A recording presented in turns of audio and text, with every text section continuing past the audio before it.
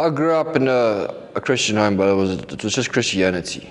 I believed in God, but I always thought God was for other people, for people that were happy. Because I was in a dysfunctional home, I was feeling the pains and the burdens of it. And emotionally, I didn't know what it was. So, yes, we used to go to church and all that, but I didn't care about God because I thought God didn't care about me.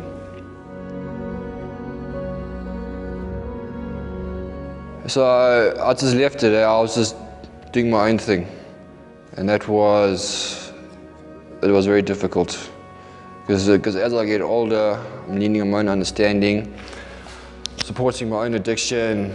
I'm lying, I'm cheating, I'm stealing, I'm manipulating, and over the years, it's just got progressively worse and worse and worse. My relapses were getting harder and harder. Eventually, I was institutionalized for 72 hours. That was my first major overdose, my relapse. And then doctors diagnosed me with all sorts of funny things, which then they gave me more medication, which thus in turn I was abusing. I was taking it for granted.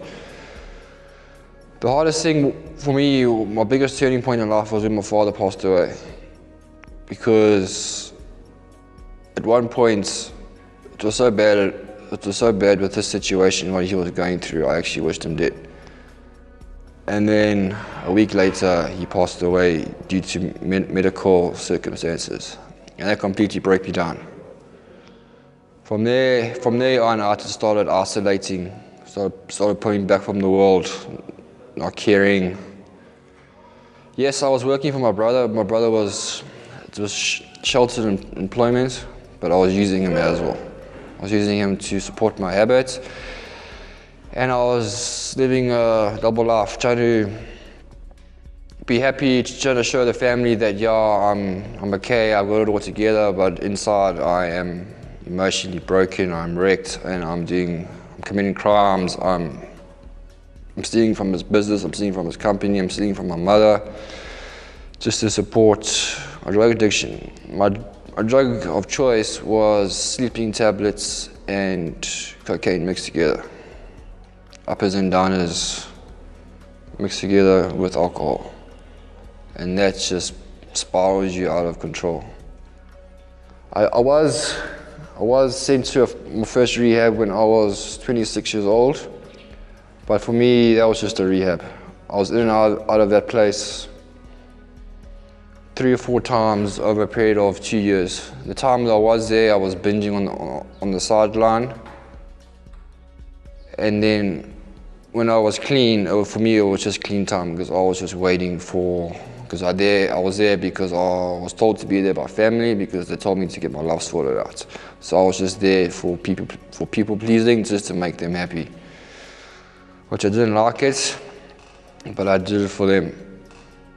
And then somehow within the 2.5, 3 years, I convinced my family that everything's okay, and then can I come back and work for them, work for my brother. My brother agreed. I'll be his site foreman employee. And then he set me up with a flat and monthly spending allowance and company vehicle and all that. And then within 3 days, I relapsed again. I started binging on codeine and alcohol. And then within 6 months, I was back on cocaine and sleeping tablets. Up and downers, because I was clinically diagnosed with bipolar. I was clinically depressed. I have an anxiety disorder. I have a speech impediment. So I have lots of emotional faults, which I don't want people to see, but I'm carrying these heavy burdens. In all this time, I still never had God in my life. I knew He was always there, but I personally didn't want anything to do with it because He didn't do anything for me. And that just made it worse.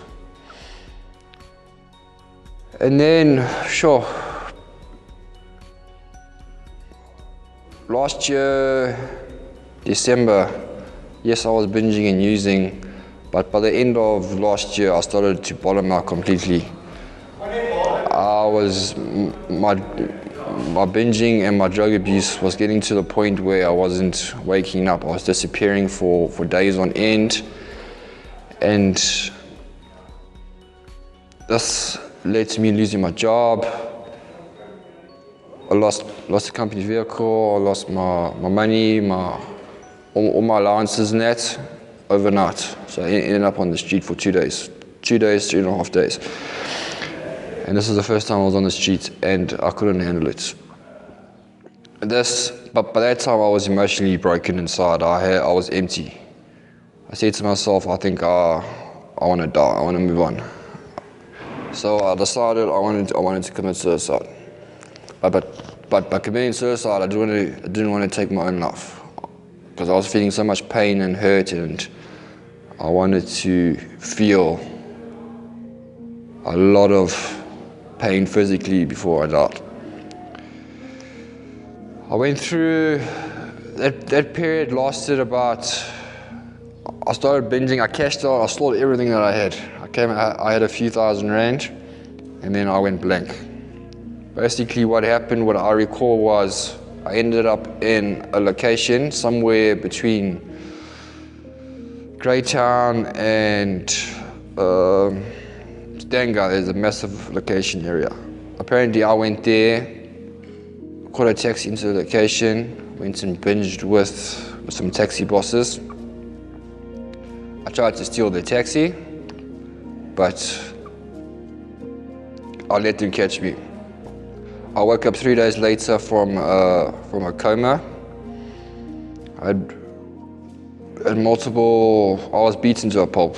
I was beaten to an inch of my life. They almost murdered me. They threw me on the side of the street. And then I woke up in a clinic somewhere in this location. My hand was shattered in 3 places. I had 2 broken ribs. I had multiple lacerations on my head. My face, you couldn't recognize my face. My eyes were closed. My jaw was dislocated in 2 places. But because I was there, I had no ID, no identification. I had no one to turn to. My family turned their back on me, and I spent 2 weeks in this hospital location. Eventually, I got hold of my mother. She came, and then she said to me, "Thyron, this is your last chance in life. You need recovery, and I'm sending you. I'm gonna find you a place." And then she gave me a list of options. I think it was about 10 or 12 different rehabs. But this is when I was in Maritzburg. She said she wants me out of KwaZulu-Natal. She wants me away from where I grew up. So I came here. Still, God was, yes, I believed in God, but God was just like God. He's there, but I don't know. How do I accept Him? What do I do? For my first 3 months here, I didn't participate in anything. I didn't want to do anything. You know, it was tough for me, eh? But then slowly, every day, reading the Word, reading the Bible, things were starting to make sense. But I was still holding on to my past. All that pain, all that emotional fear, all that anxiety, all the things that were holding me back. And then one day, I just woke up and I don't know if it was a revelation of some sort or what, but I just submitted to God. I just did everything go. I went on my knees and I just asked God, please take all this away from me. I can't handle it anymore. So if I carry on sitting here like this, the same thing's gonna happen over and over again. Because what happened in hospital was when I woke up from my coma and I didn't recognize where I was, what happened. I was emotionally broken, I was physically broken, but the emotional pain was 10 times worse than the physical pain. I couldn't walk, couldn't sit up properly, I was drinking through a straw, but the emptiness inside of me, the pain of wanting to die, It's just you've had enough of life. Super exceeded any physical pain. And that's when I said to God, I believe in you, but I need help, but I don't know what to do. And then I was just, in hospital, I just recovered.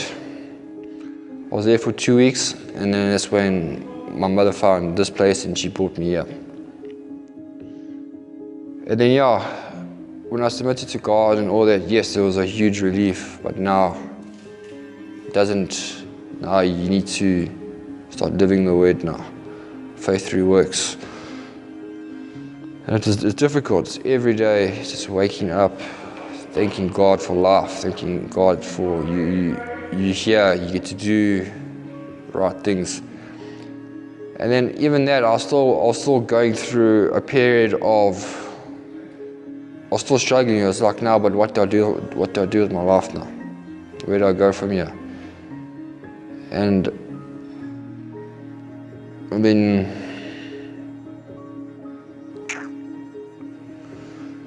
I was going through my program, but I think I was fitting in with everyone. I was just complying, going there. Yes, I was doing the homework, speaking to God in my own time, but I was still struggling to find God and to let God run my life for me. Then time went by. Now, because of this program, you have weekends out, and then towards the end of your program, you get a home visit. Before I went home, near the completion of my program, I was like, what do I want to do with my life? Because God, I knew for a fact that God has something for me, because otherwise I would have been dead. And I've been in many situations where I should be dead, just like every other addict. So I'm searching for a reason, an answer. And then just before I went home, the penny dropped. I think I had another revelation where God said, I must stay here, I must serve, I must help people. And it hit me hard, very hard. I actually stumbled when I sat down, and it was just a moment of clarity. 22 years of addiction, taking, stealing, hurting other people, hurting my family, hurting myself. Now it's time to give back now. And I want to give back. I want to help where I can and do what I can. I want to be, because I'm here now because, how can I say it? Because God wants me to be here. I'm in a place now where I'm happy. If God says to me, Thyron, I want you to go there, I want you to go help those people, I want you to go to a different rehab, I'll go there. Because it feels right, and I know it's right. Because He's the way, the truth, and the light, and I follow that fully. Everything I do now, I'll put Him first. What would Jesus do? Or put God first in everything you do. And even that is difficult. Every day you need to pray. Every day you need to ask God for forgiveness. Because I'm still going through emotional pains. Things come up from the past. Past memories come and they just hit you. And that's all possible triggers that can take you out. That's the devil coming, creeping on the door, looking for a way in. And you have to rebuke that. And I'm just taking it one day at a time. Every day when I go to bed, I'm thankful that I'm clean, I'm sober. More or less, that's how it goes. But I'm very happy being here. And for me, recovery is a lifetime thing. You gotta spend the rest of your life doing it. God has to be in your life forever. The minute you pull away from God, you will fall on your face so quickly. And it's imperative.